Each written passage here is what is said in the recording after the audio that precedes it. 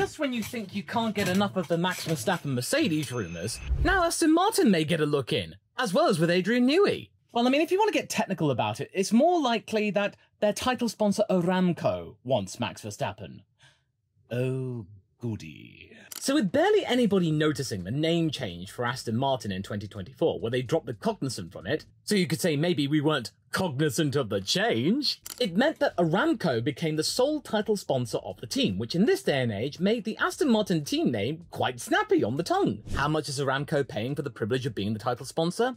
Well, there isn't a very solid figure readily available, but considering that it's supposedly said that they are spending between $40 to $45 million a year being a major sponsor for Formula One itself, I can imagine them being a title sponsor of an F1 team being even more than that. Not quite as expensive as what Oracle is paying Red Bull right now, which is like a cool $500 million for a few years or something like that. Not quite that crazy. At least not yet. And last year there had been rumours that Papa Stroll was about to sell the team to a Saudi contingent, but those were swiftly denied. But these rumours were persistent, considering that Aston Martin Lagonda, the automotive side of things, which Papa Stroll also owns, had some Saudi affiliation as well, meaning that the rumours about a takeover bid for that team just simply would not go away. And just so you know, Aston Martin Lagonda, the car company, is entirely separate to Aston Martin the F1 team. They are separately listed. Right now, we are going into overdrive with yet more rumours to do with the Saudi Arabian country, since we've just been in Jeddah, and probably a lot of important backroom meetings have occurred, which means that rumours like this have now since spiralled. We're starting to see a trend of multiple Formula One teams seeking outside investment, long after Doralton Capital made it cool with Williams for a cool 200 mil back in 2020. Now we've got Aston Martin having a minority stake being sold off to Arctos Partners last year, which sort of went under the radar, but it also valued the Aston Martin team itself between $1 billion and $1.3 billion. And when you look at the rumours brought out by Formula Uno, it looks like Aramco might just buy the Aston Martin F1 team outright. Whether or not they would keep the Aston Martin identity and the name and the facilities itself, oil lets you be the judge. Or maybe Papa Stroll might just take his Aston Martin toys and his son and go home, perhaps. Who knows? But regardless, the Silverstone-based team has been investing considerably with a brand new factory, a new wind tunnel coming online. It would be very, very silly if Papa Stroll just up sticks and left entirely. But maybe a partnership with the likes of Aramco, or a switching of the name and identity, might be on the cards here. I think there is some logic behind this, and I shall explain to you right now. Oh yeah, and they want to buy Max Verstappen and Adrian Newey at the same time, as well as buying a Formula One team. What? According to outlets like Formula Uno, the timing of these rumours is quite prudent given that we just had a race in the country and not too far from Aramco's own headquarters. But would Aramco really go so far as to buying out an entire Formula One team? Well, simply put, yes, I think they would. And I think they would do it really easily. Whether or not they should, I'm just a guy on a ladder. Why would they listen to me? Put simply, Aramco is one of the biggest companies on the planet, with backing from the Crown Prince, as well as the country's public investment fund, which at one point tried to buy Formula One itself. You remember all those rumours last year about Saudi Arabia buying Formula One for a cool $20 billion and Mohammed bin Sulayem saying it was an overinflated price and then he got himself in hot water? Ultimately though, that didn't happen. And what we have right now is Aramco being a major sponsor of the sport and now becoming a title sponsor for a Formula One team. You can see that they are increasingly building up their involvement with the sport. So them taking over an entire Formula One team isn't that crazy. $40 to $45 million a year for naming rights and seeing your blue and green logo all over the track, that's all well and good. But trying to buy out a Formula One team is incredibly difficult, because most of the F1 teams are worth over $1 billion, and trying to buy a team out outright, lock, stock and barrel, is increasingly unlikely. With the owner of Rodin Motorsports trying to do that with AlphaTauri for about $900 million and balking at that, Aston Martin would probably be even more expensive, as I said, well over $1 billion, maybe to 1.3. So most of the time, you're probably going to get outside investors buying a smaller stake of a team, like the Maximum Effort Initiative, the one with Ryan Reynolds that Alpine have initiated, for about 24% of the team, which is about maybe like $250 million or something like that. That's still a substantial amount of money, but that's not an entire commitment to a Formula One team. It's a partial thing, that you can say you're involved, and it's a nice little dinner party topic. Aramco can't possibly justify spending that kind of cash on buying a Formula One team. Well, about that. You remember in my Lewis Hamilton video where I said that Ferrari has about $1.2 billion roughly in cash reserves? Well, Aramco has a lot more than that. Way more than that. As of September last year, they have over $100 billion in cash reserves. It's actually about $106 billion, but at this point, when you get to these values, does that even matter? They could probably just buy all 10 teams immediately and just have some fun. But, they're being quite reserved, they're keeping things simple. Just the one team, please. And why I don't think this is a really silly rumour, and why I think this rumour has legs, is because Aramco is committed to this team in not just being a sponsor and just having themselves draped over the car. They are planning a long-term relationship with the likes of Aston Martin. They are a title sponsor for that team for a start until 2028. This is a long-term deal. And by 2026, when we get to brand new engine regulations and a development cycle, sustainable fuels will be the watchword. And Aramco will be involved in that, and they'll like to build a relationship with this team, similar to what Petronas has with Mercedes and Shell has with Ferrari. Now, I'm not acting as some kind of billboard for them or promoting them. No, I'm not being paid by them. I'm just saying that based on my suppositions and what I've seen, my observations, I think this could happen. I did admittedly find it weird when they became a title sponsor of a Formula One team. Didn't have enough sponsor hoardings all over a track? You just get a team? Then sure, why not? Well, I mean, considering all of the rumours that we've had in silly season, having a title sponsor that's all over the track as well, that's small fry in comparison. But when it comes to them acquiring the services of Max Verstappen and Adrian Newey, I'm not immediately so sure. This requires some brain power to think whether or not this would actually work, or whether or not it would make any sense, or whether or not it's even possible. Sure, they are expensive. They are pretty much at the peak of their respective fields, but I don't think that these two entities are driven solely by money. Their temperaments imply that there are other things that might, wet their whistle almost. Because quite frankly, Max Verstappen would rather spend all of his time in the simulator and doing sim racing. You see him practice sim racing at 3 o'clock in the morning at certain race events, and then sometimes you see him at press junkets where he's looking absolutely bleary-eyed because he stayed up too late. It's kind of endearing in a way. Whereas Adrian Newey, you get the feeling right now he's sort of paring back his efforts in Formula One, and he's looking to other sports for some sort of creative fulfillment. And that does make a lot of sense too, because he did birth the Valkyrie project for Aston Martin when they were working with Red Bull for 2017 through 2019. That was a very weird time, wasn't it? Aston Martin, Red Bull Racing, Honda. Wait. Of course, yes. That's how Aston Martin bags Adrian Newey. Reunite him with his darling Valkyrie project. And give him carte blanche to work on Formula One cars as well as the hypercar project for the team. Provided that Aramco maintains the Aston Martin name, of course, which I'm sure they probably will, because Red Bull were able to do it. Granted, Adrian Newey is currently working on a hypercar for Red Bull Technologies, the RB17, and it's meant to be even more groundbreaking than the Valkyrie.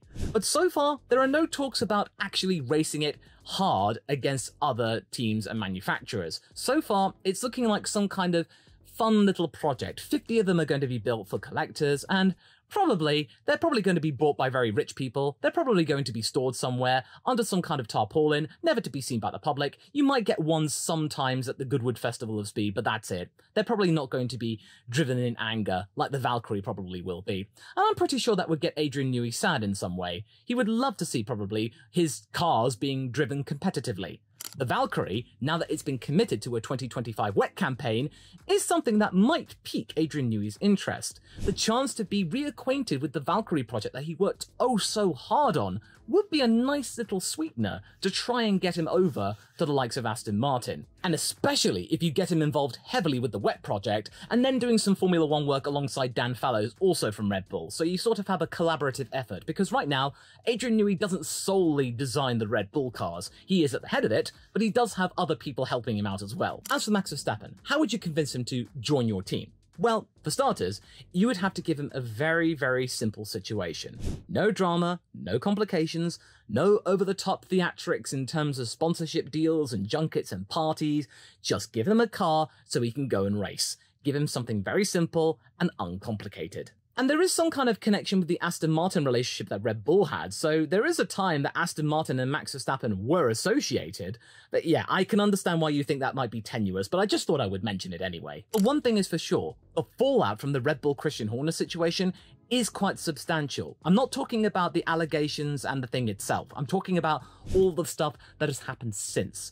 It's sort of left a dent on the otherwise invincible looking Red Bull team. Trackside, they're going to be absolutely fine.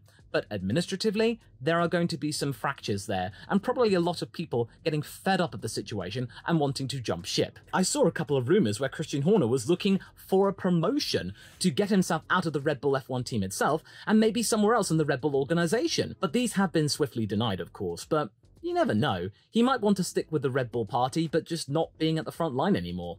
I would not blame him. In any case, right now, the only person who's happy at Red Bull is Sergio Perez, because he's got nothing to do with it. If this Saudi-backed Aston Martin F1 team were to get these two people, they would have to really appeal to their desires and their wants and their ideals. Not just give them a blank check and say how much. You need to appeal to what they've been craving for. For Adrian Newey, give him a hypercar to design and work on, and for Max Verstappen, just give him a car to race and don't give him anything complicated in terms of publicity. Just give him a car where he can be competitive. But that being said, the situation with Adrian Newey, they're not going to expect miracles the following year. It takes time.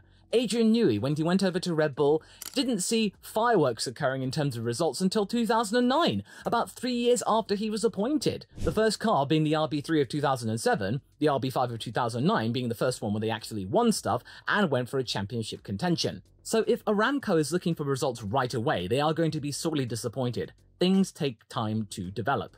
And as Russ Brawn says, you can't change things instantly and then be surprised and saddened with the fact that you're not seeing results the next day. It takes a few years to get things in traction. You can use Aston Martin in of itself as an example. 2021, when they became Aston Martin, they were frankly down in like P7 or something like that. 2022, they were improving slightly. Then you get to last year, and it was gravy for them. They had their best result ever, multiple podiums. At one point, they were second in the championship. But then they sort of lost their way with the upgrade path, but they then got it back again. And right now, sure, they're not going to be bothering the top and podiums on the regular, but they have developed into a team where they can lock horns with Mercedes and maybe McLaren sometimes, so they're in contention for regular points. They have definitely broken away from the midfield and the backmarkers. And yes, buying Max Verstappen and getting him in the car immediately would see some kind of an improvement, but you really have to develop the car into Max's favour, otherwise he is going to be very vocal about it, and if it doesn't happen soon enough, then you could easily see him walking away going, you know what, this isn't for me, I'm just going to go. Similar to what happened with Nigel Mansell with McLaren in 1995. Right off the back, when he won the Adelaide Grand Prix in 1994, the last race of that season, you know, the one with Hill and Schumacher, that collision, yeah, Nigel Mansell won that race. So he was still looking really good, and he started off with McLaren, he had trouble fitting in the car itself, and the overall culture just didn't gel well with him, and then he just left after a few races. I think after the Spanish Grand Prix, he just walked and said, yeah, that's enough for me, mate. Oh no, sorry, it's the Birmingham accent, I'm sorry, that's not for me, mate. And Max could easily have a clause in his contract that says if the performance of the car isn't good enough, then he can walk without any financial penalty. Because that was pretty much the watchword with his initial contracts for Red Bull. If things didn't progress the way they wanted, then the team at Max camp could easily just walk away with no penalty. And it wasn't really until 2019, when Honda came on board and they were starting to win races on the regular, when the fractious relationship with Red Bull and Max Verstappen started to ease. And then by 2022, it was absolutely rock solid. And now it's starting to get a little bit fractious again, mainly for the fact that there's a lot of backroom politics and stuff that Max Verstappen cannot deal with. Well, I mean, he can deal with, but he doesn't want to deal with, and I don't blame him. But wait. Would Papa Stroll really sell the team? Really? It's been his baby. Ever since he bought it from Force India, he's been wanting to race and have a vehicle, literal vehicle, for Lance Stroll, his son. Why would he suddenly give up on that dream? Well, I can think of a lot of reasons, and they all go back to money. You see, despite the net losses of the Aston Martin car company halving in recent times, the overall debt of the company has been maturing to a point where it's worth $1.4 billion, and Stroll is in talks with banks to address the issue. Yes, of course, companies do have debts, that's not uncommon. But the situation is that he is in very much talks to make sure that these debts don't balloon, because when a debt matures and then you have to renegotiate the debt, then it gets out of control and then you spiral and then you have to declare bankruptcy. It's still a debt and you want to clear that debt or at least diminish it. But wait, what about that valuation I mentioned earlier about Aston Martin being worth at most $1.3 billion? Selling off that F1 team and coming up with some sort of naming arrangement could solve a lot of Papa Stroll's problems. It could probably wipe out the majority of those debts and ensure the long-term health of Aston Martin itself and getting it into the good books with creditors. And if Aramco is determined to really make waves in Formula 1, I'm pretty sure that Stroll could probably get an even better figure.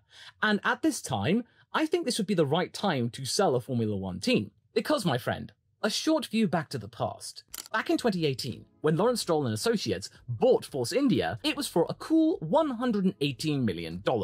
Even cheaper than it was for Doralton Capital when they bought Williams for $200 million. Now, with Aston Martin looking like it's worth 10 times that original figure, that's a very good return on investment. You hear this all the time with financial YouTube channels. Get yourself a 10x improvement on your investment. Well, Papa Stroll's already done that. So if he were to sell the team to Aramco, and that means his associates and himself can get a nice cheeky profit, then that could solve a lot of problems in terms of Aston Martin Lagonda's debts. And I'm pretty sure that as part of this arrangement, Papa Stroll won't walk away from Formula One entirely. Sure, this might mean Lance Stroll's time in Formula One might come to an end, but there might be a sweetener where he could be moved over to the hypercar project as some sort of goodwill nature as part of the sale, and then the Aston Martin name and brand and identity will remain the same. You'll still get those racing green cars, the lime green motif. I'm pretty sure that Aramco, like Doralton Capital, will keep the identity of Aston Martin because it's a cool brand. It's always been cool. It's one of those brands that transcends all the demographics from age ranges up and down. Aston Martin is cool. And it has racing pedigree. You can't just call Aramco Formula One team. That's not going to get support. Kind of like what's happening with Filet Mignon Formula One team. So just keep the Aston Martin name. It's Aston Martin Aramco Formula One team. Barely anybody would notice the difference. Just keep them green, you'll be fine. And give Papa Stroll a seat on the board, why not? So as these rumours keep circulating that Saudi Arabia will be interested in buying Aston Martin, I really can see this happening. Simply because Saudi Arabia is looking to make an impact in Formula One, not just on the racetrack, but also with teams and the sport itself. Lawrence Stroll is probably looking for ways to shore up the long-term health of the original car company that he bought, and then brought over the brand to Formula One. And the existing relationship that Aramco has with the team is a pretty healthy one, and it's looking to expand over the next few years, long after probably the end of the contract in 2028, where I'm sure it will then be extended. And anyway, these rumours are way more substantial than the ones about Geely buying Aston Martin and putting Zhou Guanyu alongside Fernando Alonso. Yeah, I think this one I've been talking to you about, that makes more sense. So big money may be changing hands between Aston Martin and Aramco, but what about the dealie with Ferrari and Lewis Hamilton? Well, find out more about that $6 billion impact that Lewis's signing made, as well as many other factors, in this video that you can watch right now. It's a doozy, folks.